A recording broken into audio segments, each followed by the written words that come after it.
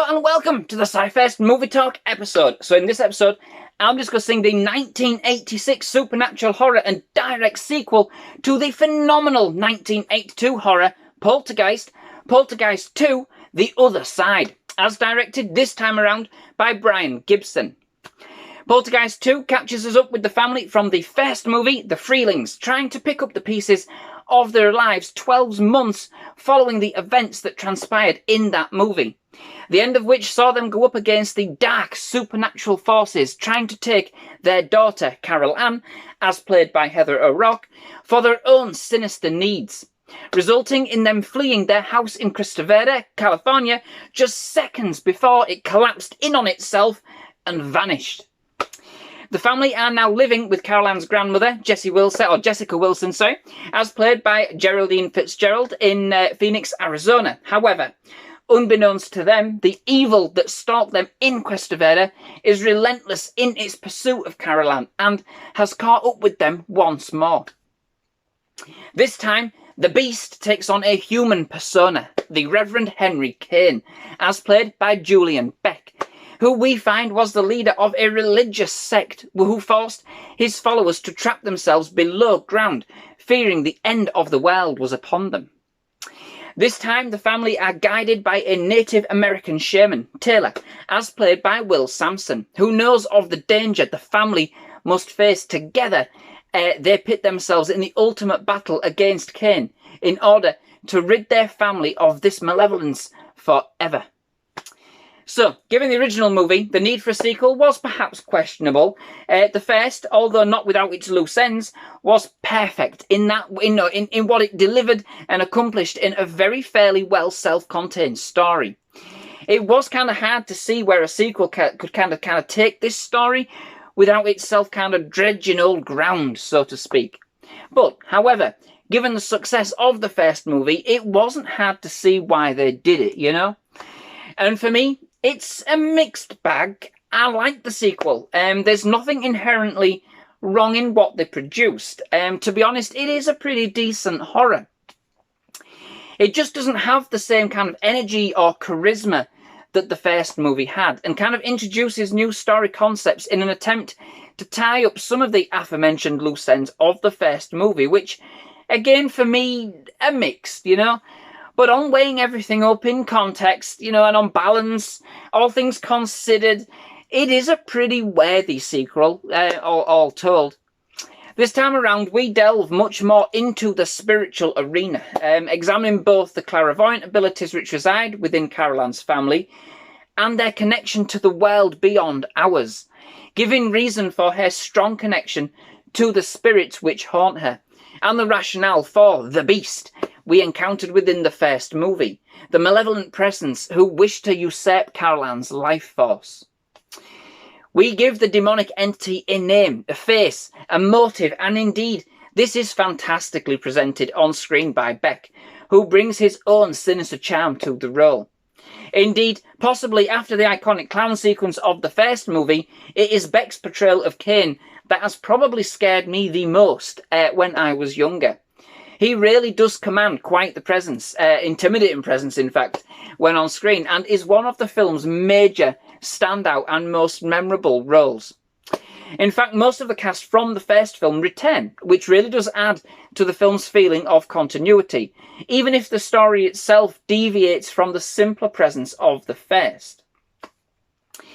Notably, Heather O'Rourke reprises her role as Carol Ann, who once again totally nails the role, and provides the movie's centerpiece, of course. Along with Beck, they create the movie's atmosphere, the light and the dark in the film's transcription of good and evil. The movie leans heavily on the events of the first movie, with a scattering of flashbacks taking us to that horror that unfolded. But in the end, ultimately, it does set to bring us its own take on the story with the addition of Cain. It does indeed have some truly terrifying moments of its own that don't just kind of seek to replicate the events of the first movie, even though, technically, history was repeating itself. And it would have been so easy for them to have gone down that road, and they didn't. So, props to them for that. But it's not got quite the same energy, like I said, as the first. It doesn't pack quite the same punch, and although it has a shorter runtime, it feels a lot more drawn out, with most of the significant action and the more ingenious scares kind of happening towards the back end of the film. It doesn't kind of quite get under your skin just as much as it could have done, you know? Instead feeling quite clunky at times, and indeed feels more blunt, aggressive and angered. In this, whereas the original bounced and kind of played with the viewer's minds, leading them into kind of this false sense of security, this installment is more moody, brooding, melancholy, you know, that never really kind of shifts into any other gear. But it is the family dynamic between Carol Ann's family, you know, it's what keeps everything together, and more than in the spiritual sense. They have made good use of this relationship built within the first movie, and kind of it carried them forward as they build on this idea of Carol Ann's connection with the afterlife. Jerry Goldsmith also returns once again to helm the music for this installment, and whilst he does bring back the haunting and enigmatic Carol Ann's themes, which kind of plays so well to this franchise, the rest of the themes are indeed new. However, although original, unfortunately this time around the electrified kind of eerie and sharply playful tones of the first movie have been replaced with what kind of felt like a more jumbled ensemble, feeling more like a hybrid of Goldsmith's works from kind of like Star Trek and Gremlins kind of mixed together. It feels very borrowed and uninspired in this respect, which is a bit of a shame. The soundtrack isn't as involved in the movie this time around. It was not used to the same effect in order to kind of set the right atmosphere. Carol Ann's theme is a welcome return. It still haunts. But it is not pivotal this time around, nor used to its full potential.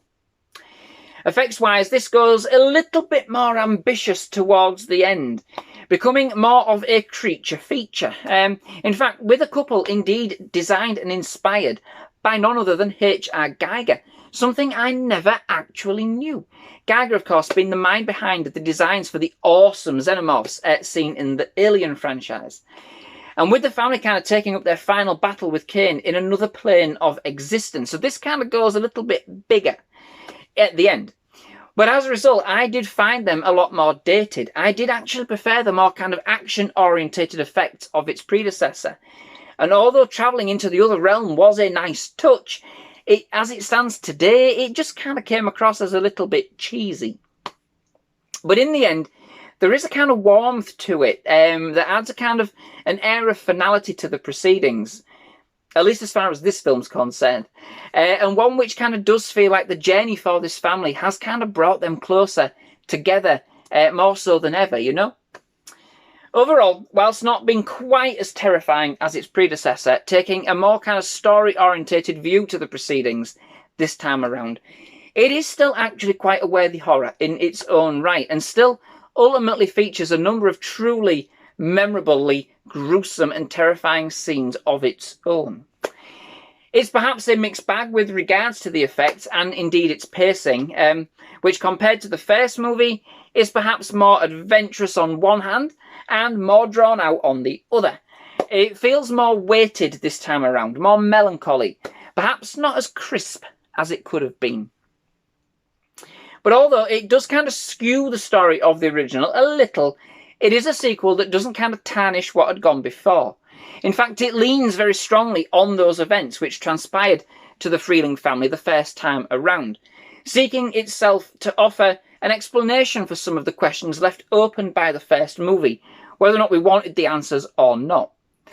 All in all, this was and still is a pretty decent follow-up to the original 1982 Poltergeist movie. It's not perfect, it's not brilliant, but as far as sequels go for the 1980s, it's pretty good, and certainly a worthy horror in its own right.